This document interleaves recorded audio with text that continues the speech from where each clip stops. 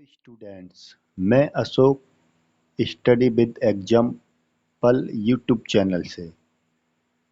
जैसा कि आप सभी को पता है कि हम एक सीरीज लेकर चल रहे हैं। कक्षा 6 सामाजिक विज्ञान का पार्ट है ज्योग्राफी। उससे हमने शुरुआत की है। सबसे पहले हम ज्योग्राफी की सीरीज को लेकर चलेंगे। कल की क्लास में हमने पढ़ लिया था सूर्य और उसके ग्रहों के बारे में। ग्रह क्या हैं और उसके उपग्रह क्या हैं। सूर्य के 8 ग्रहों के बारे में पढ़ लिया, कौन कहाँ पर है, कितनी दूरी पर है और सूर्य की परिक्रमा कितने समय में लगाता है। आज हम उससे आगे का पढ़ेंगे। तो चलिए शुरू करते हैं। आसमान में दिखने वाला चंद्रमा एक उपग्रह है। यह हमारी पृथ्वी का सहचर है। क्या है? यह हमारी पृथ्वी का सहचर है। इसके चारों ओर चक्कर लगाता है।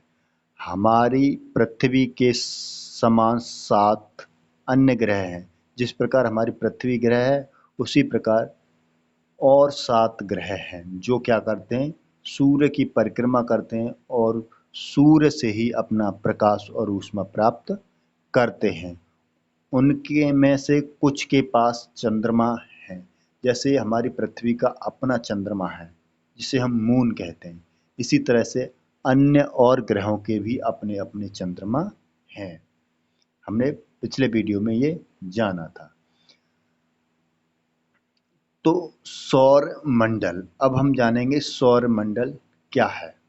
सूर्य 8 ग्रह, उपग्रह और अन्य खगोलीय पिंड जैसे क्षुद्र ग्रह, उल्का पिंड मिलकर सौर मंडल का निर्माण करते हैं। उसे हम सौर परिवार का नाम भी देते हैं, जिसका मुखिया सूर्य है। यानी कि जैसा कि हमें पता है, कुल 8 ग्रह मिलकर क्या करते हैं, एक सौर मंडल का निर्माण करते हैं और उन ग्रहों में सूर्य जो है उसका मुखिया है, क्योंकि सूर्य इन सब में सबसे बड़ा है और वो है तारा। बाकी के सब क्या हैं, ग्रह। तो ये जान लेते हैं पहले, क्या आप जानते हैं रोमन कहानियों में सोल सूर्य देवता को कहा जाता था, उसी से सौर शब्द निकला है। सौर शब्द का अर्थ सूर्य से संबंधित है, इसलिए वहां के देवता को सौल देवता कहा जाता था, रोमन की। इसलिए इसलिए सूर्य के परिवार को सौर मंडल कहा जाता है। सौर शब्द का उपयोग करते हुए और अधिक शब्द भी हम क्या कर सकते हैं, लिख सकते हैं। सोलर सिस्टम, सौर मंडल, सौर परिवार, ये सब क्या है, इससे संबंधित और नाम हो जाएंगे। अब चलो और पढ़ते हैं। सूर्य के बारे में जान लेते हैं। जैसा कि आप सभी जानते हैं, सूर्य सौर मंडल के केंद्र में स्थित है। जितना भी पूरे सौर मंडल का सिस्टम बना हो, उसके बीच केंद्र में कौन स्थित है, तो वो स्थित है सूर्य। सभी के केंद्र में यह बहुत बड़ा है एवं अत्यधिक गर्म गैसों का बना हुआ है। जितने भी सौर परिवार में ग्रह हैं, उन सभी में सबसे ज्यादा गर्म कौन है, तो वो है सूर्य, जिसका खिंचाव बल इनमें सौर मंडल को बांधे रखता है। और सूर्य में जो खिंचाव बल है, जिसके कारण सभी ग्रह इसके चारों ओर परिक्रमा करते रहते हैं। जैसे कि ये सूर्य है और यहाँ पर एक उपग्रह है, यहाँ एक है, यहाँ एक है, यहाँ एक है। तो ये इसकी चारों तरफ परिक्रमा कर रहा है, ये इसकी चारों तरफ परिक्रमा कर रहा है, ये इसके चारों तरफ परिक्रमा कर रहा है और ये इसके चारों तरफ परिक्रमा कर रहा है। तो ये कर कैसे रहे हैं, क्योंकि सूर्य इन्हें अपनी ओर खींचे हुए है। एक बल लगाता है जिसे अपनी ओर खींचे रखता है, जिस कारण ये हमें सूर्य के चारों तरफ घूमते रहते हैं। खिंचाव बल इसे सौर मंडल को बांधे रखता है। सौर मंडल सूर्य सौर मंडल के लिए प्रकाश एवं ऊष्मा का एकमात्र स्रोत है, और जितने भी ग्रह उपग्रह हैं इस सौर मंडल में, उन सभी के पास जो प्रकाश और ऊष्मा आती है वो सूर्य से आती है, लेकिन हम इनकी अत्यधिक तेज ऊष्मा को महसूस नहीं करते, क्योंकि सबसे नज़दीक का तारा होने के बावजूद यह हमसे बहुत दूरी पर है। सूर्य लगभग पृथ्वी से 15 करोड़ किलोमीटर की दूरी पर है। कितनी दूरी पर है? 15 करोड़ किलोमीटर की दूरी पर है। अब ये तो सूर्य के बारे में हो गया। अब जान लेते हैं ग्रह के बारे में। सौर मंडल में 8 ग्रह हैं। कितने हैं? तो 8 ग्रह हैं। सौर मंडल में 8 ग्रह हैं। सूर्य से दूरी के अनुसार सबसे पास बुध पड़ता है, फिर शुक्र पड़ता है, फिर बुध पड़ता, पृथ्वी पड़ती है, फिर मंगल पड़ता है, फिर बृहस्पति पड़ता है, फिर शनि पड़ता है, फिर यूरेनस, फिर नेपच्यूरिन पड़ता है। ये क्रम है, ये आपको याद कर लेना चाहिए। सबसे पहले कौन सा आता है? तो सूर्य के पास बुध आता है, फिर शुक्र आता है, फिर पृथ्वी आती है, फिर मंगल आता है, और फिर आता है बृहस्पति, फिर आता है शनि, फिर आता है यूरेनस, और फिर आता है नेपच्यूरिन। ये क्रम अक्सर कर पूछ लिया जाता है, तो आपको इसे याद रखना बहुत ही जरूरी है। सूर्य से उनकी दूरी के अनुसार अंग्रेजी के अक्षरों के नाम से भी हम उनको क्या कर सकते हैं? याद रख सकते हैं। तो इसमें बनाया गया है my very efficient mother just served us nuts. ये एक वाक्यांश बना दिया गया है जिससे आप जान सकते हैं। ये खासकर अंग्रेजी वाले बच्चों को अच्छे से समझ में आएगा। तो इधर देखिए कुछ और कहा रखा है, शब्द की उत्पत्ति कैसे हुई। ऐसे बहुत से शब्द जिनका उपयोग हम एक भाषा में करते हैं, अक्सर कर वे दूसरी भाषाओं से लिए गए शब्द हो सकते हैं। अंग्रेजी के लिए जियोग्राफी का शब्द एक अंग्रेजी शब्द है। यह ग्रीक भाषा से लिया गया है, जिसका अर्थ है पृथ्वी का विवरण। जियोग्राफी का मतलब क्या है? ये एक ग्रीक भाषा का शब्द है जो अंग्रेजी भाषा में इसमें लिया गया और जिसका मतलब है पृथ्वी का विवरण। यह दो ग्रीक शब्दों से मिलकर बना है, जिसमें एक है जी, जिसमें जी शब्द का अर्थ है पृथ्वी, और ग्राफिया शब्द जो है उसका अर्थ है लिखना, यानी पृथ्वी के बारे में लिखना या पृथ्वी के बारे में जानना। ये है जैसे जियो प्लस मैट्री, जियोलॉजी, जियो पॉइंट। जियोलॉजी मतलब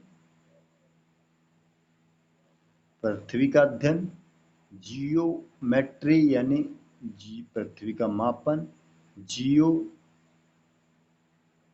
ऑइड यानी पृथ्वी के आकार के अनुरूप। ये है इनका मतलब। चलिए अब और आगे चलते हैं। सौर मंडल में सभी 8 ग्रह एक निश्चित पथ पर सूर्य का चक्कर लगाते हैं। सभी जो सौर मंडल में 8 ग्रह हैं वो क्या करते हैं? अपनी एक निश्चित वृत्ताकार पथ पर फैले हैं और उसी पर घूमते हैं। इसी वृत्ताकार पथ को हम क्या कहते हैं? कक्षा कहते हैं। हम कहते हैं ना कि कोई भी ग्रह अपनी कक्षा में गति कर रहा है। तो सूर्य से जितनी दूरी पर एक वृत्ताकार, जैसे मान लीजिए कि ये सूर्य है और सूर्य से यहाँ पर हमारी पृथ्वी है, तो पृथ्वी इस मार्ग पर गति करती है। तो इस ही मार्ग को हम क्या कहते हैं? इस पृथ्वी की कक्षा जिसमें पृथ्वी अपना परिक्रमा करती है। बुध सूर्य के सबसे नज़दीक है। हमने अभी पढ़ाई कि बुध जो है सूर्य के सबसे नज़दीक वाला ग्रह है। अपनी कक्षा में सूर्य के चारों ओर एक चक्कर लगाने में इसे केवल 88 दिन का समय लगता है। शुक्र को पृथ्वी का जुड़वा ग्रह माना जाता है। क्या माना जाता है? जुड़वा, क्योंकि इसका आकार और आकृति लगभग पृथ्वी के ही समान है, इसलिए इसे जुड़वा माना जाता है। किसका? पृथ्वी का। अभी तक प्लूटो को भी एक ग्रह माना जाता था, परंतु अंतर्राष्ट्रीय खगोलीय संगठन की ने अपनी बैठक हुई थी 2006 में, यह निर्णय लिया कि कुछ समय पहले खोजे गए अन्य खगोलीय पिंड जैसे 2003 UV313 सिरस तथा प्लूटो बौने ग्रह कहे जाते हैं। देखो होता क्या है कि समय के अनुसार जैसे ये एक सूर्य है और ये सभी ग्रह इसके चारों तरफ परिक्रमा कर रहे हैं। परिक्रमा करते करते इनकी जो कक्षाओं में है ना, थोड़ा विस्तार होता जा रहा है। समय के साथ ये सूर्य से दूर होते चले जा रहे हैं। इसी तरह से जो ग्रह था एक प्लूटो, जो सबसे ज्यादा दूरी पर हुआ करता था, बताया जाता है कि अब वो इस सौर मंडल से काफी बाहर जा चुका है, यानी इस सौर मंडल से निकलकर ये काफी बाहर जा चुका है और छोटा भी है। इसीलिए इसको अब क्या कर दिया गया, बौने ग्रह की श्रेणी में रख दिया गया है। अब एक और देख लीजिए, क्या आप जानते हैं रात में आसमान को देखकर मनुष्य हमेशा ही मोहित हुआ है। खगोलीय पिंडों एवं उनकी गति के संबंध में अध्ययन करने वालों को खगोल शास्त्री कहते हैं। जो सौर मंडल में कहें तो आसमान में जितने भी आपको खगोलीय पिंड, सूर्य, तारे, जितने भी चमकते तारे पिंड दिखाई देते हैं, उनके बारे में अध्ययन करना, पढ़ना का कार्य जो करते हैं उन्हें हम कहते हैं खगोल शास्त्री। क्या कहते हैं? खगोल शास्त्री। आर्यभट्ट प्राचीन भारत के एक प्रसिद्ध खगोल शास्त्री थे। उन्होंने कहा था कि सभी ग्रह तथा चंद्रमा परावर्तित सूर्य प्रकाश के कारण ही चमकते हैं। उन्होंने तो बहुत दिन पहले ही कह दिया था कि ग्रह और चंद्रमा के पास अपना कोई प्रकाश नहीं होता, वो सिर्फ और सिर्फ सूर्य से जो प्रकाश रिफ्लेक्ट होकर आता है उससे ही चमकते हैं। आज विश्व के सभी भागों में खगोलविद ब्रह्मांड के रहस्यों को जानने की में लगे हैं, क्योंकि ये ब्रह्मांड, यूनिवर्स इतना बड़ा है कि इसके हर एक रहस्य को समझ पाना आसान नहीं है, काफी बड़ा है। अब चलिए हम पढ़ते हैं पृथ्वी के बारे में। अपनी प्यारी सी पृथ्वी। सूर्य से दूरी के हिसाब से पृथ्वी तीसरा है। ये है सूर्य और ये है बुध और ये है शुक्र और ये है हमारी पृथ्वी। तो कितने नंबर पर आती है हमारी पृथ्वी? तीसरे नंबर पर आती है। आकार में यह पांचवा सबसे बड़ा ग्रह है और हमारी पृथ्वी का जो साइज है, आकार है, वो कितना है? 8 ग्रहों में भी वो पांचवें नंबर पर आती है। यह ध्रुवों के पास थोड़ी चपटी है। कैसी है ये? ध्रुवों के पास थोड़ी चपटी हुई है और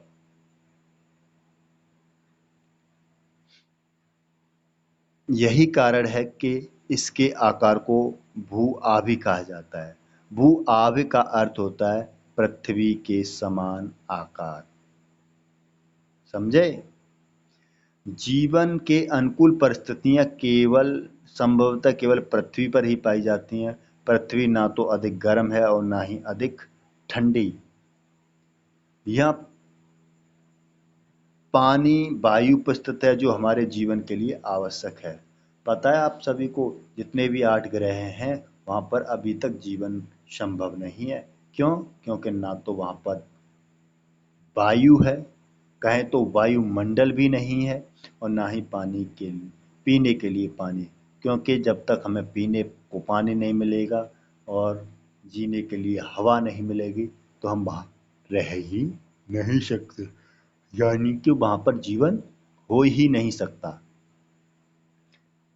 इसलिए अन्य किसी ग्रह पर ऐसा नहीं होता जो हमारे जीवन के लिए आवश्यक है। वायु में जीवन के लिए आवश्यक गैसें जैसे ऑक्सीजन है। इन्हीं कारण से पृथ्वी सौरमंडल का सबसे अद्भुत ग्रह है, सबसे चमत्कारिक ग्रह है। अंतरिक्ष से देखने पर पृथ्वी नीली दिखाई देती है। कैसी दिखाई देती है? नीली दिखाई देती है, क्योंकि इसके 2/3 सतह पर पानी है। क्योंकि पानी का कलर हमें कैसा दिखाई देता है? नीला दिखाई देता है। जब इसे हम आसमान से देखते हैं तो क्या होता है? यह हमें नीले रंग की दिखाई देती है, और इसीलिए हम इसको क्या कहते हैं? नीला ग्रह कहते हैं। चंद्रमा।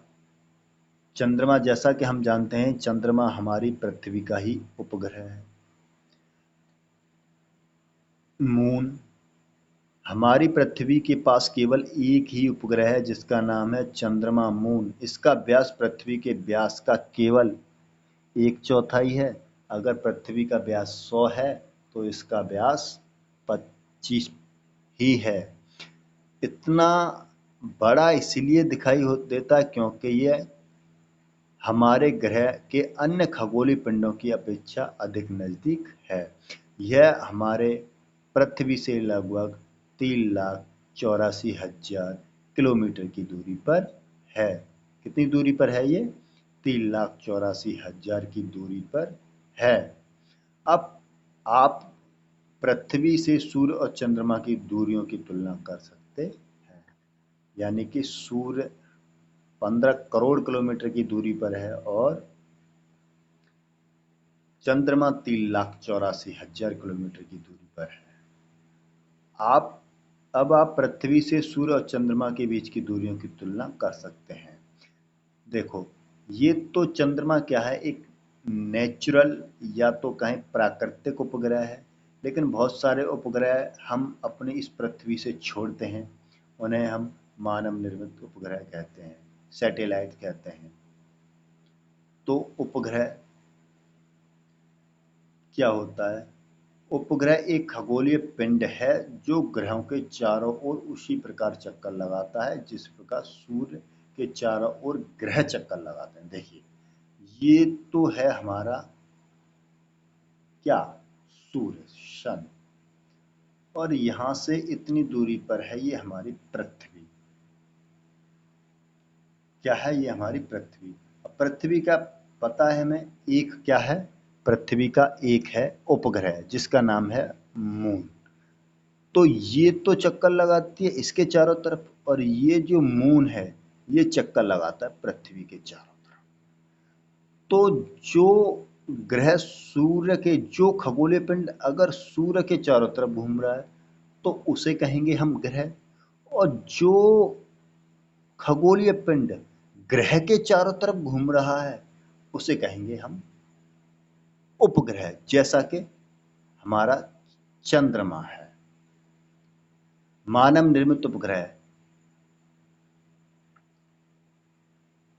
एक कृत्रिम पिंड है। मानवकृत ग्रह क्या है? यह भी एक प्रकार का पिंड है। यह वैज्ञानिकों के द्वारा बनाया गया है जिसका उपयोग ब्रह्मांड के बारे में जानकारी प्राप्त करने और पृथ्वी पर संचार के माध्यम के लिए किया जाता है। क्या करते हैं हम? इसके द्वारा बहुत सारी ब्रह्मांड के रहस्यों को जानते हैं, और इसके द्वारा हम जन संचार यानी कि संचार, इंफॉर्मेशन का माध्यम के लिए भी इसका प्रयोग करते हैं। इसे रॉकेट के द्वारा अंतरिक्ष में भेजा जाता है एवं पृथ्वी की कक्षा में स्थापित कर दिया जाता है। मान लो कि ये कोई हमारी पृथ्वी, और यहाँ से इतने ऊपर जाके हमने एक सैटेलाइट को छोड़ दिया और उसको कक्षा निर्धारित कर दी इसमें। अब हमारे जो टेलीफोन्स हैं कार्य करते हैं उनके लिए हमने सैटेलाइट छोड़ रखे हैं, हमारे देश की सरकारों ने सैटेलाइट छोड़ रखे हैं, और वो सैटेलाइट पृथ्वी से एक निश्चित कक्षा में जाकर पहुंचा दिए जाते हैं और वहां पर उन्हें एक रूट प्रदान कर दिया जाता है, जिससे वो क्या करते हैं, उस ग्रह के चारों तरफ घूमते रहते हैं। अंतरिक्ष में उपस्थित कुछ भारतीय उपग्रह इनसैट, IRS, इंडूसैट इत्यादि हैं। ये अंतरिक्ष में कुछ भारत के उपग्रह हैं जो छोड़े गए हैं। इनसैट है, IRS है, इंडूसैट है। ये क्या है, भारतीय अंतरिक्ष, कृत्रिम अंतरिक्ष उपग्रह हैं जो भारत के द्वारा बना के आकाश में छोड़ दिए गए, अंतरिक्ष में छोड़ दिए गए हैं। चंद्रमा पृथ्वी का चक्कर 27 डे में पूरा करता है। लगभग इतने ही समय में यह अपने अक्ष पर भी एक चक्कर पूरा करता है। तो चंद्रमा करता क्या है? चंद्रमा के कारण चक्कर लगाने से क्या होता है, पृथ्वी पर दिन गुजरता है, यानी दिन बदलता है। इसके परिणाम स्वरूप पृथ्वी से हमें चंद्रमा का केवल एक ही भाग दिखाई पड़ता है, क्योंकि चंद्रमा का एक भाग हमेशा छिपा रहता है। चंद्रमा की परिस्थितियां जीवन के लिए अनुकूल नहीं है, जैसा कि हमने पढ़ा। बहुत सारे उपग्रह हैं और ग्रह भी हैं, वहाँ भी जीवन संभव नहीं है। इसी तरह से चंद्रमा की सतह पर भी जीवन संभव नहीं है। इसकी सतह पर पर्वत है, मैदान है और गड्ढे हैं, जो चंद्रमा की सतह पर छाया बनाते हैं। पूर्णिमा के दिन चंद्रमा पर इनकी छायाओं को देखा जा सकता है। जब पूर्णिमा का दिन हो तो चंद्रमा पर हम क्या कर सकते हैं, इनकी छायाओं को देख सकते हैं। क्षुद्र ग्रह, क्षुद्र ग्रह क्या होते हैं? चलो तो ये भी जान लेते हैं क्षुद्र ग्रह क्या होते हैं। तारों, ग्रहों एवं उपग्रहों के अतिरिक्त असंख्य छोटे पिंड जो सूर्य के चारों ओर चक्कर लगाते हैं। अब ग्रह उपग्रह के अतिरिक्त बहुत सारे छोटे छोटे पिंड हैं जो सूर्य का चक्कर लगाते हैं, उन्हें हम कहते हैं क्षुद्र ग्रह। यह मंगल बृहस्पति की कक्षाओं के बीच में घूमते हैं, चक्कर लगाते हैं। ये हमारा सूर्य है और ये हमारा बुध है, ये शुक्र है, ये हमारी प्यारी सी पृथ्वी है, और ये आ जाता है मंगल। मंगल के बाद यहाँ पर एक पट्टी है और इस पट्टी में बहुत सारे क्या हैं, पिंड चक्कर लगाते हैं। फिर आता है बृहस्पति और फिर आता है शनि, फिर आता है अरुण और फिर आता है वरुण। तो इसे हम क्षुद्र बेल्ट भी कहते हैं, जिसमें बहुत सारे ग्रह क्या करते हैं, गति करते हैं। वैज्ञानिकों के अनुसार क्षुद्र ग्रह ग्रह के ही भाग होते हैं जो बहुत वर्ष पहले विस्फोट के बाद अलग हो गए थे। यानी कि ये सारे जो क्षुद्र ग्रह होते हैं ये भी क्या हैं, उपग्रह ही हुआ करते थे, क्योंकि ये आपस में टकराने के बाद इनके बहुत सारे टूटकर भाग अलग अलग हो गए हैं। अब पढ़ते हैं उल्कापिंड। उल्कापिंड क्या होता है? सूर्य के चारों ओर चक्कर लगाने वाले पत्थरों के छोटे छोटे टुकड़ों को उल्कापिंड कहते हैं। अब सूर्य के चारों ओर जितने भी छोटे छोटे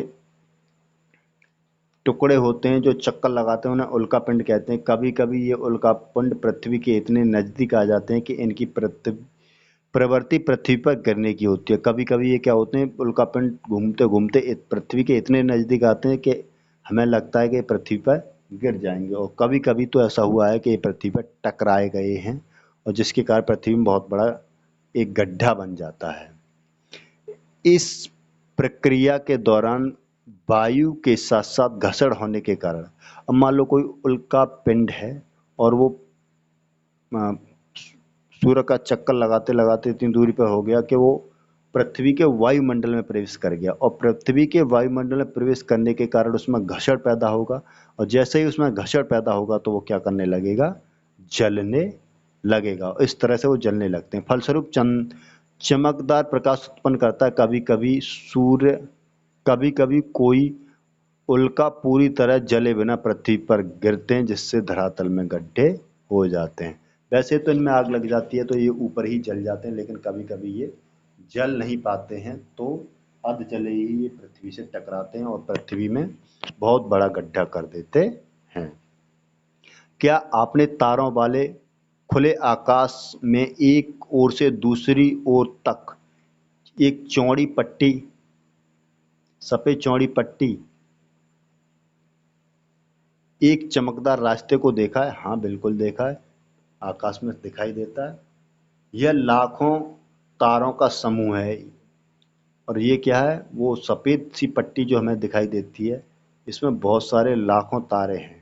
यह पट्टी आकाशगंगा मिल्की वे है। हमारा सौरमंडल आकाशगंगा का ही एक भाग है और जो असंख्य तारे उसमें दिखाई देते हैं, उसी में हमारा तारा एक सूर्य है और उस तारे का ये पूरा का पूरा सौरमंडल है।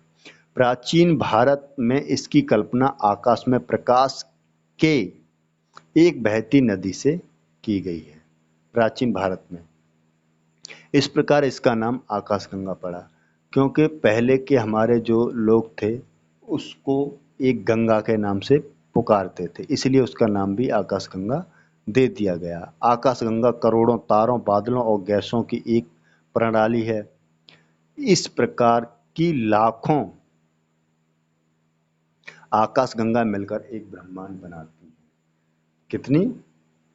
लाखों आकाशगंगा मिलकर एक ब्रह्मांड का निर्माण करती हैं।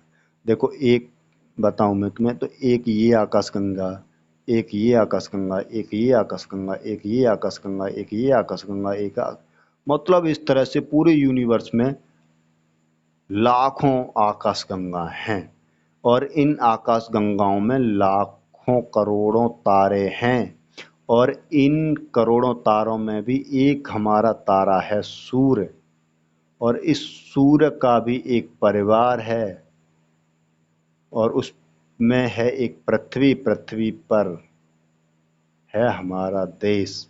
अब आप सोचिए कि ये यूनिवर्स कितना बड़ा है। ब्रह्मांड की विशालता की कल्पना करना अत्यधिक कठिन है। विज्ञान अभी भी इसके बारे में अधिक से अधिक जानकारी एकत्र करने में जुटे हैं। इसके आकार से संबंध में हमें कोई जानकारी नहीं है, लेकिन फिर भी हम जानते हैं कि हम सभी इसी ब्रह्मांड का हिस्सा हैं। क्या आप ब्रह्मांड के साथ अपना संबंध बता सकते हैं? आप पृथ्वी पर हैं तथा पृथ्वी सौरमंडल का भाग है। हमारा सौरमंडल आकाशगंगा का भाग है जो ब्रह्मांड का हिस्सा है। ब्रह्मांड से जुड़े इस तथ्य पर विचार कीजिए, इसमें लाखों आकाशगंगाएं मौजूद हैं। इस चित्र में अपना स्थान कहाँ है? देखो, पूरा का पूरा यूनिवर्स है, पूरा का पूरा ब्रह्मांड है और उस ब्रह्मांड में बहुत सारी लाखों आकाशगंगा है, मिल्की वे हैं, और उन आकाशगंगाओं में लाखों करोड़ों तारे हैं और उन तारों का अपना एक परिवार है जिसे हम सौर मंडल या सौर परिवार कहते हैं। इसी तरह से ब्रह्मांड में एक गैलेक्सी है जिसका नाम आकाशगंगा है और उसी आकाशगंगा में जितने भी तारे हैं उन तारों में एक हमारा तारा है सूर्य, और सूर्य का एक परिवार बनता है जिसे हम सौर मंडल कहते हैं।